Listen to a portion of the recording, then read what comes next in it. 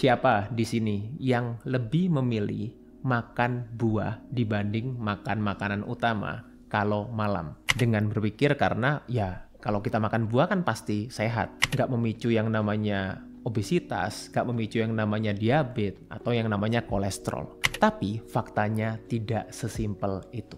Kenapa? Karena ini yang akan terjadi kalau kamu makan buah tiap malam. Simak setelah yang satu ini.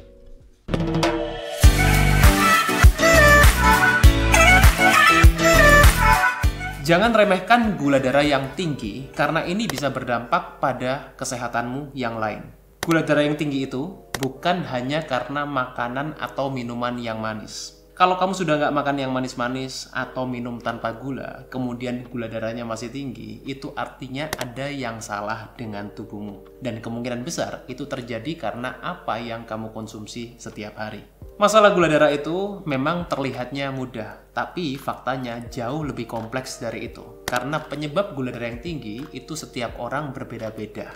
Pengaturan pola makan yang tepat dapat berkontribusi sangat besar terhadap masalah gula darah yang kamu alami. Dan Healthy Cook dapat membantu kamu yang punya masalah gula darah melalui pengaturan pola makan yang tepat karena Healthy Cook ini didesain secara personal sesuai dengan kebutuhan masing-masing pasien. Untuk kamu yang ingin tahu lebih detail soal Healthy Cook, kamu bisa langsung kunjungi Instagramnya @healthycookstore atau kamu juga bisa kunjungi link di bawah ini. Mari kita lanjut videonya. Halo Sobat Sehat, jumpa lagi bersama dengan saya Dr. Hans di channel kesayangan kita SB30 Health episode Panas, Panduan Nutrisi Tanpa Sensor. Dan kali ini saya akan share mengenai apa sih yang akan terjadi kalau kamu makan buah tiap malam. Ya. Di sini mungkin ada beberapa sobat sehat yang punya concern lebih dengan berat badan, atau mungkin dengan gula darah, atau mungkin dengan kolesterol, dengan asam urat, dan lain-lain. Ya, itu masalah-masalah yang sering terjadi. Pasien-pasien yang banyak datang ke saya punya masalah-masalah paling sering seperti itu. Tekanan darah tinggi itu juga salah satunya gitu. Nah, biasanya orang itu berpikir seperti ini. Ya, daripada saya makan malam, saya bingung makan apa. Kemudian makanan-makanan juga sekarang susah cari yang sehat. Ya udahlah dok, saya makan buah aja. Kan sehat kan kalau kita makan buah. Nah, buah apapun kan sebetulnya sehat.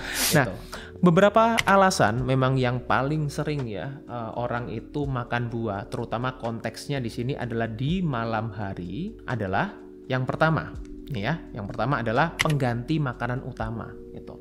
Jadi ya tadi itu, seperti daripada saya makan makanan yang aneh-aneh, mendingan saya makan buah aja untuk diet, untuk menurunkan berat badan dan lain-lain. Yang kedua, biasanya kalau ini digunakan sebagai cemilan sehat. Nah, udah makan nih, nah, konteksnya udah makan yang ini. Udah makan, kemudian masih pingin makan lagi. Nyemil apa ya? Ya udahlah, nyemil buah aja. Buah kan sehat. Tuh. Yang ketiga, biasanya untuk meredakan lapar di saat mau tidur. Mau tidur tapi perutnya keroncongan. Bingung mau cari makanan apa. Ya udahlah, makan buah aja sebelum tidur. Nah, itu biasanya alasan-alasan orang makan buah di malam hari. Konteksnya lebih banyak di malam ya, memang saya bahasnya di sini.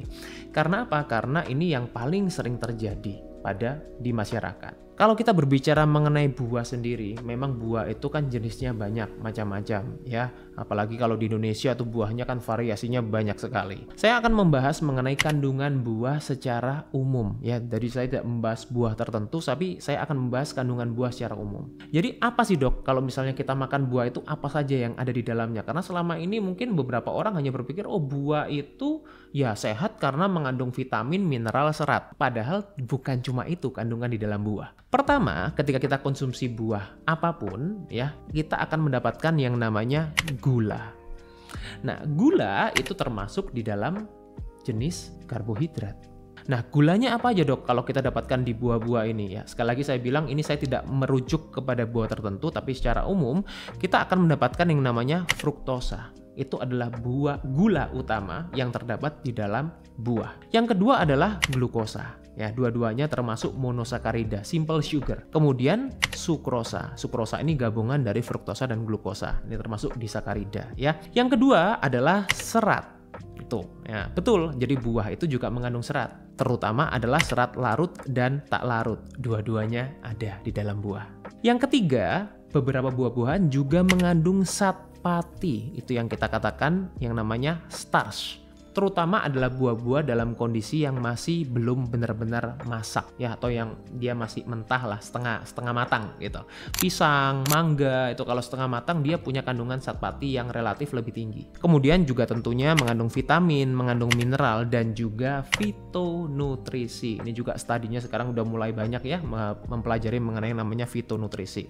Tentunya ini adalah hal-hal yang baik semuanya ya, vitamin, mineral, fitonutrisi. Nah, ketika kita berbicara mengenai dampak makan buah tiap malam yang tadi saya katakan, masalahnya gini, ketika kalian itu punya, ini saya tidak bicara mengenai orang yang makan buahnya ini hanya ini ya sudah terkontrol, punya takaran, mereka tahu kebutuhan mereka berapa ya, tapi masyarakat secara umum yang memiliki mindset yang seperti tadi yang saya katakan di awal, alasan-alasan itu ya, mungkin makan buah karena ingin menggantikan makanan utama, tentunya apa? Tentunya akan makan dalam porsi yang relatif tinggi karena butuh kenyang, ya kan? Itu kan secara psikologis seperti itu, orang ya inginnya kenyang ya, inginnya cukup, makanya otomatis makannya dalam jumlah yang cukup banyak.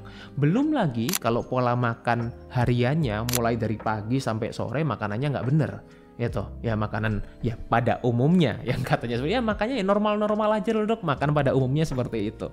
Masalahnya apa? Makanan kita pada umumnya sudah tinggi karbohidrat. Ketika kita makan buah lagi untuk pengganti makanan utama, makan malam, kemudian kita makan dalam jumlah yang relatif banyak, otomatis apa? Otomatis konsumsi karbohidrat harian kita akan berlebihan, dan inilah yang akan menyebabkan orang punya masalah pertama sekarang paling tinggi adalah masalah fatty liver. Tapi fatty livernya adalah jenis yang NAFLD, artinya apa? Non-alkoholik, tidak disebabkan karena alkohol tapi karena gula di dalam buah. Ya itu tadi saya bilang paling tinggi fruktosa.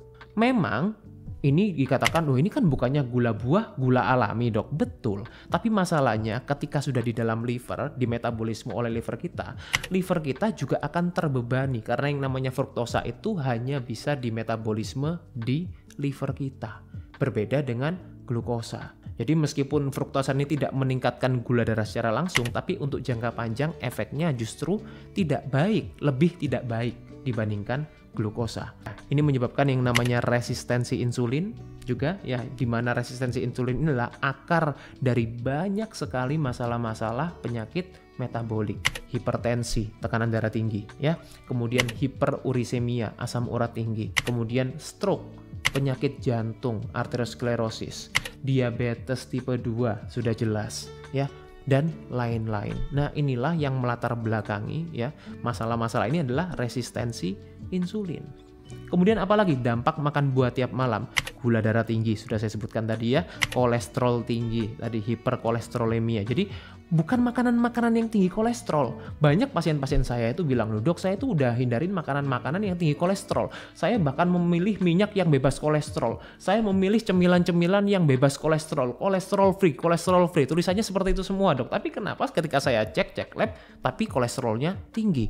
Ketika saya cek, kebiasaannya salah satunya adalah sering makan buah tiap malam. Itu menggantikan makanan utamanya. Jadi konsumsi buahnya sangat tinggi. Nyemil juga buah. Di tengah-tengah makan cemilannya buah. Nah, ini juga ya problemnya. Karena apa? Karena mindsetnya berpikir ya udah buah sehat, saya bisa makan sebanyak-banyaknya. Itu dengan proses pengolahan ya macam-macam proses pengolahannya.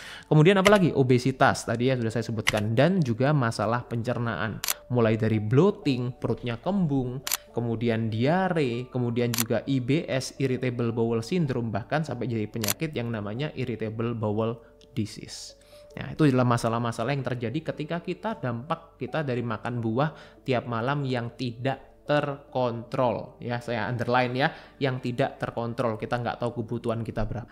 Efeknya apa sih dok? Tadi yang saya katakan masalah banyak orang sekarang yang mengalami fatty liver, ya meskipun tidak konsumsi alkohol. Ya, di mana fatty liver ini masalahnya apa? Karena tidak ada gejalanya. Kecuali kalau sudah menjadi suatu penyakit tertentu, nah baru ada gejalanya. Tapi di awal orang sulit untuk notice. Bahkan cek SGOT, SGPT pun itu tidak menjamin kalau kalian tidak mengalami masalah fatty liver kalau jumlahnya normal. Ya, kalau jumlahnya nggak normal, udah jelas. Ya, tapi kalau jumlahnya normal, itu pun tidak menjamin kalau kalian tidak mengalami masalah fatty liver, terutama SGPT ya, karena SGPT itu lebih spesifik enzimnya di liver kita. Ketika orang itu mengalami masalah NEFL di tadi ini, ya kalau berkepanjangan kita biarin aja, kita nggak mengubah pola hidup kita, nggak memperbaiki pola hidup kita, ini bisa menjadi yang namanya steatotic hepatitis, ya, NASH singkatannya, ya, steatotic hepatitis, yang kemudian kalau diterus-teruskan ini juga bisa menyebabkan yang namanya sirosis, ya, peradangan pada liver kita. Nah, ketika sudah sirosis ini tidak bisa reverse. Berbeda ketika dalam kondisi NASH dan NEFL atau fatty liver, ya. Ketika di steatotic hepatitis atau fatty liver ini masih bisa reverse ke normal, tapi kalau sudah sirosis ya butuh mujizat untuk bisa reverse. Ya paling tidak bisa dipertahankan kualitasnya, ya meskipun tidak bisa benar-benar reverse tapi bisa dipertahankan. Tapi ya itu tadi, jangan sampai sirosis baru sadar, itu ya. Nah, banyak orang yang bertanya sama saya, pasien-pasien saya juga tanya, "Dok, kalau konsumsi buah itu apakah semuanya sama aja sih?" gitu, dalam berbagai bentuk. Nah, yang dimaksud biasanya adalah ketika kita makan buah utuh atau buah potong, atau dijadikan smoothies, atau dijadikan jus. Sama nggak sih dok? Apakah sama aja atau ada bedanya? Kalau ada beda, mana yang lebih sehat? Oke, di sini saya bahas perbedaan antara kita konsumsi buah potong, ya buah yang utuh gitu, kemudian dibuat smoothies dan dibuat jus. Tapi sebelumnya saya ingin jelaskan mengenai perbedaannya, karena selama ini banyak orang yang masih bingung perbedaan antara smoothie dan jus. Kalau buah potong mungkin udah jelas ya, tapi smoothie dan jus itu bedanya di mana sih? Ini smoothie itu mungkin kalau zaman-zaman dulu orang tahu buah di blender. Ya buah di blender, kemudian setelah di blender dituang langsung di gelas gitu. Nah itu yang sebutnya smoothie. Jadi smoothie itu bukan soal dia ditambahkan apa, ditambahkan susu, ditambahkan selai kacang, ditambahkan kental manis, apalagi bukan seperti itu ya. Pengertian smoothie itu adalah buah yang di blender langsung, kemudian dia akan tanpa disaring, itu yang namanya smoothie. Sedangkan jus itu dia disaring. Ya, disaring kemudian hanya diambil airnya saja. Jadi ada penyaringan yang baik secara manual maupun yang udah dengan mesin yang canggih dan lain-lain. Jadi dia menyaring secara otomatis, diambil airnya saja. Itulah yang namanya jus. Ya, jadi ini bukan soal campuran bahannya, bukan soal itu, tapi adalah proses dari dia mulai dari buah sampai kita konsumsi, itu tadi ya. Jadi perbedaan antara buah potong, smoothie yang dalam konteks yang benar ya, dan jus itu adalah seperti ini. Saya bagi dari 4 ya, 4 sub di sini, 4 poin. Yang pertama yang ingin saya evaluasi adalah kandungan seratnya.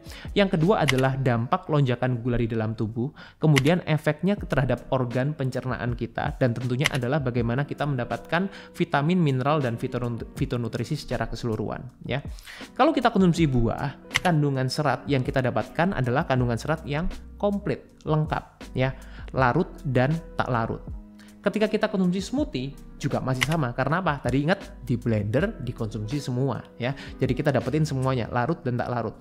Bedanya apa? Kalau kalian konsumsi jus, sekalipun ini jus yang bikin sendiri ya, bukan kalau kita ngomong jus yang kita beli di swalayan, supermarket, marketplace, nah ini udah makin nggak jelas kalau kita nggak tahu bagaimana prosesnya mereka. Nah, kalau kita konsumsi jus, bahkan yang kita buat sendiri, yang kita dapatkan hanya serat larutnya, sedangkan serat tak larutnya kita nggak dapat. Itu artinya apa? Serat larut ini bukan nggak ada manfaatnya, ada manfaatnya, tapi kita tidak mendapatkan manfaat dari serat tak larut, karena dua-duanya punya manfaat yang berbeda. Kemudian lonjakan gulanya, gimana dok? Lonjakan gulanya kalau kita makan buah potong secara umum ya, adalah sedang lonjakan gula. Terjadi lonjakan gula tapi ya bukan tinggi sekali, karena apa? Karena kandungan seratnya masih komplit, terutama adalah serat tak larut itu tadi yang mencegah lonjakan gula darah supaya nggak berlebihan. Kemudian kalau kita konsumsi smoothies juga sama, masih sedang lah itu. Kemudian kalau kita konsumsi jus, lonjakan gulanya tinggi. Karena apa? Karena seratnya lebih minim. Ya, selain kandungan gulanya, kalau kita compare dengan volume yang sama, tentunya juga akan lebih tinggi kandungan gula. Kemudian apa? Pencernaan, dampaknya ke pencernaan. Kalau kita konsumsi buah potong, kita kan ada proses yang namanya mengunyah di dalam mulut. Nah, proses mengunyah itu, jadi kalau orang selama ini berpikir, oh proses pencernaan itu awalnya dari lambung. Bukan. Proses pencernaan itu awalnya dari mulut. Karena apa? Karena ketika kita mengunyah, ada enzim yang dikeluarkan oleh pankreas kita untuk membantu kita mencerna makanan. Nah, inilah yang kita katakan lebih baik ya kalau kita konsumsi buah potong. Bedanya apa? Kalau konsumsi smoothie, bukannya dalam arti ini juga kita dapetin semuanya kayak tadi, Dok. Nah, bedanya kita kurang mengunyah dengan optimal. Kalau kita konsumsi smoothie biasanya orang kan ya udah minum telan aja gitu. Akhirnya apa? Enzim di dalam mulut dia kurang bisa keluar ya, kurang bisa tersekresi dengan baik. Yang kita katakan cukup baik tapi tidak terlalu baik ya, meskipun kita dapetin semuanya. Tapi kalau kita konsumsi jus, tentunya ini dampaknya ke pencernaan kurang baik karena kadar gulanya lebih tinggi ya, kemudian juga kadar seratnya dia juga lebih minim, yang dampaknya nanti bisa kemana-mana ya. Kalau pencernaan udah kurang baik bisa menyebabkan yang namanya GERD, bisa menyebabkan yang namanya diabetes ya, diabetes dan lain-lain itu. Meskipun ya kalau kita bicarakan, wah jus ini masa nggak ada baiknya, Dok? Gitu. Ada, masih ada baiknya. Nah, ketika kita konsumsi jus, memang tujuan utamanya biasanya saya akan untuk pasien-pasien yang memang udah punya fungsi kunyah yang kurang baik, kemudian yang kita cari juga apa? Yang kita cari adalah vitamin, mineral, dan fitonutrisinya. Karena apa? Karena kalau kita comparisonnya, perbandingannya adalah dengan volume yang sama, tentunya jus ini punya kandungan vitamin, mineral, dan fitonutrisi yang lebih tinggi dibandingkan buah potong dan smoothies. Meskipun buah potong dan smoothies juga punya kandungan vitamin, mineral, fitonutrisi yang cukup tinggi. Tapi kalau kita compare dengan jus dengan volume yang sama ya, sekali lagi ya, tentunya jus memiliki konsentrasi yang lebih tinggi dari sisi vitamin, mineral, dan fitonutrisi. Itu adalah kelebihannya jus. Gimana dengan sayur, Dok? Gimana kalau saya campur buah dan sayur, saya blender? Nah, ini juga banyak nih pertanyaan dari pasien. Nah, gini, memang tergantung dari komposisinya. Sekali lagi, tergantung dari komposisinya berapa banyak buah, berapa banyak sayur. Tapi secara overall, di sini saya ingin menyampaikan ke Sobat Sehat ya, bahwa buah dan sayur ini meskipun sering dikatakan dalam satu kalimat ya, oh sayur-sayuran dan buah-buahan, tapi keduanya ini itu tidak punya nutrisi yang sama. Jadi profilnya ya, profil nutrisinya tidak sama antara sayur dan buah. Mohon maaf kalau mungkin di sini kurang jelas ya, saya belum menemukan gambar yang ini jelas tulisannya yang cukup besar. Jadi saya bacakan aja ya. Jadi contoh di sini, bayam itu punya kandungan karbohidrat itu 1 gram. Sedangkan kalau kita konsumsi misal ini buah yang cukup relate, nanas gitu ya. Nanas itu dengan porsi yang sama dengan bayam itu punya kandungan 20,5 gram. Bayangkan ya. Jadi buah yang mungkin orang berpikir oh ini kan nggak manis, Dok, buahnya gitu. Ya betul nggak manis, tapi bukan berarti kandungan karbohidratnya nggak tinggi. Jadi kalau kita compare antara bayam dan nanas itu udah perbandingan karbohidratnya sudah tinggi sekali. Contoh lagi seperti tomat gitu. Kita compare dengan apa? Pisang gitu. Ya itu juga sangat tinggi perbandingan antara karbohidratnya, perbandingan gulanya itu ya. Nah, artinya apa? Buah dan sayur itu nggak sama. Secara overall ya, di sini saya berikan 3 kesimpulan ya, 3 poin mengenai perbedaan antara buah dan sayur. Pertama adalah kandungan seratnya. Kandungan serat memang berbeda-beda, tapi sebetulnya kalau kita buat averaging, kita buat rata-rata, kandungan seratnya antara buah dan sayur itu relatif sama ya. Ada yang lebih tinggi, ada yang lebih rendah, tapi relatif sama secara overall ya. Secara overall kalau kita makannya itu variasi. Tapi masalahnya apa? Ada kandungan gula. Itu yang tadi saya katakan, terutama adalah fruktosa. Itu tadi. Kandungan gula di dalam buah itu jauh lebih tinggi dibandingkan sayur. Tuh, meskipun kandungan seratnya itu ada dua-duanya ya, relatif sama. Nah, begitu kandungan gulanya tinggi, tentunya efeknya apa? Ke insulin kita, itu tadi ya. Nah, dan juga indeks glikemik buah itu juga jauh lebih tinggi dibandingkan sayur. Meskipun di salah satu video saya mengatakan bahwa indeks glikemik itu pengaruhnya banyak, faktor yang mempengaruhi banyak ya. Jadi bukan cuma dalam arti nilai skornya yang selama ini kita bisa googling, kita bisa search. Memang faktor yang mempengaruhi indeks glikemik banyak. Tapi masalahnya gini, indeks glikemik itu dia paling berpengaruh ketika kita konsumsi makanan yang sumber karbohidrat itu sendirian. Dan berapa banyak orang yang konsumsi buah tanpa ada diimbangi dengan makanan yang lain. ya kalau punya pola makan yang seperti itu, makan buah aja ya. Tentunya indeks glikemik ini akan sangat berpengaruh ketika karbohidrat ini termasuk buah itu dikonsumsi sendirian, di mana indeks glikemik buah itu jauh lebih tinggi dibandingkan sayur, yang tentunya nantinya akan berdampak ke insulin juga. Jadi di sini meskipun saya nggak mengatakan semua buah itu sama, ya saya akan memberikan beberapa masukan, ya beberapa tips mungkin yang bisa dipraktekkan oleh sobat sehat. Kalau misalnya suka makan buah, saya mau makan buah nih dok, tetap ya buah apa sih dok yang rendah fruktosa? Ada nggak? Ada jawabannya di sini ya. Saya berikan 5 buah yang rendah fruktosa yang aman dikonsumsi, ya terutama mungkin buat sobat sehat yang sudah punya masalah kesehatan yang berkaitan dengan masalah metabolik tadi ya, yang saya sebutkan tadi itu. Yang pertama adalah buah alpukat. Nah, ini favorit saya nih, buah alpukat. Kandungan fruktosanya itu hanya 0,2 gram, bukan 2 gram ya, 0,2 gram per 100 gram. Kemudian buah yang kedua adalah lemon.